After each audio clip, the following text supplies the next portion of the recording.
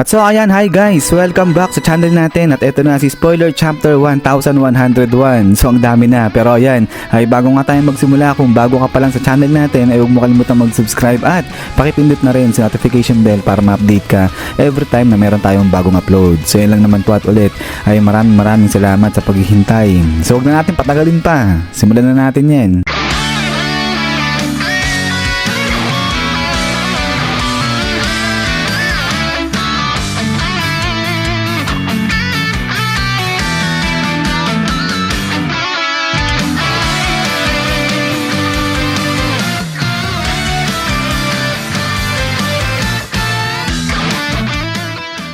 At so dito nga muna yan magsisimula sa may Goa Kingdom dahil nung sa time na nandiyan pa itong Revolutionary Army ay madalas nang napapansin yung madalas na pagkawala o pag-alis-alis nito ni Dragon.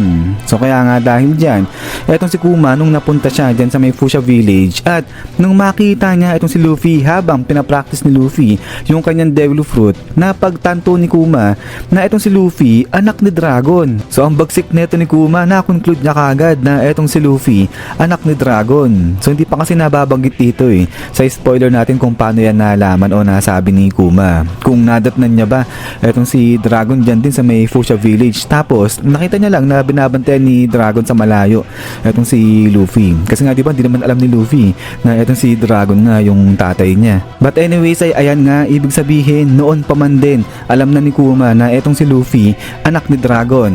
But then ay pagkatapos niyan ay talo naman tayo dito sa may Sorbet Kingdom.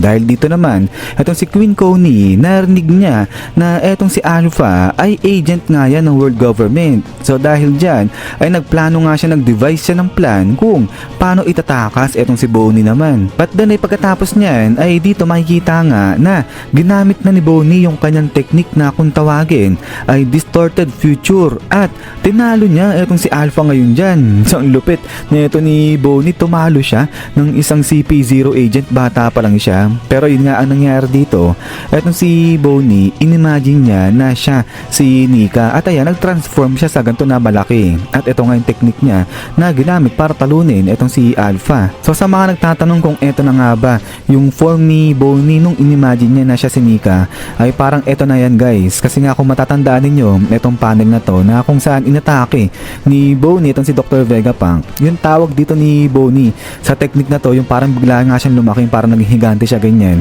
ay distorted future. So kaya ayan na yung ina-assume. So malayo dun sa itsura ni Luffy na etong si Luffy talagang kamukhang kamukha niya yung figura ni Nika nung nag-transform siya into Nika.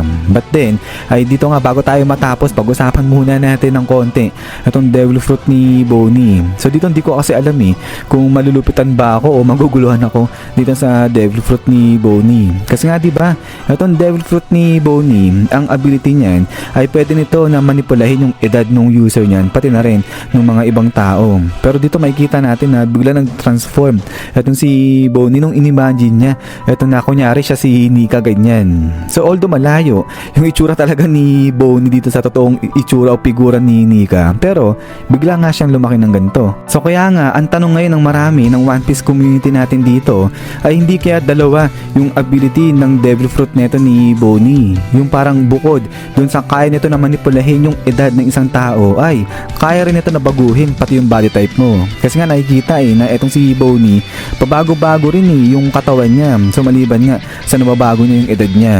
But then ay pagkatapos nga niyan, is yan guys, so hanggang dito lang muna itong spoiler na to. So sobrang iksi lang yan. Pero ayan, ay pag lumabas na itong full summary naman ni chapter 1101, ay ipepresent ko na lang kagad sa inyo yan guys. At ayan, ay hintayin na lang natin siguro nga itong full chapter bago natin i-analyze ng medyo maayos-ayos yung nangyari nga dito kay Bonnie sa Devil Fruit niya. Kasi ang lupit nagawa niyang mag-transform nga sa inaakala niya na itsura ni Nika. At so eto nga si distorted future technique niya. But anyways, ayan nga guys, kung meron din kayong mga comment patungkol dito sa chapter na to at pati dyan sa kapangyarihan ni Bonnie, ay pa-comment na lang dyan sa baba. So yun lang naman, at ulit ay maraming salamat sa panonood. So lagi mag-ingat, God bless inyo lahat at kita-kits tayo ulit.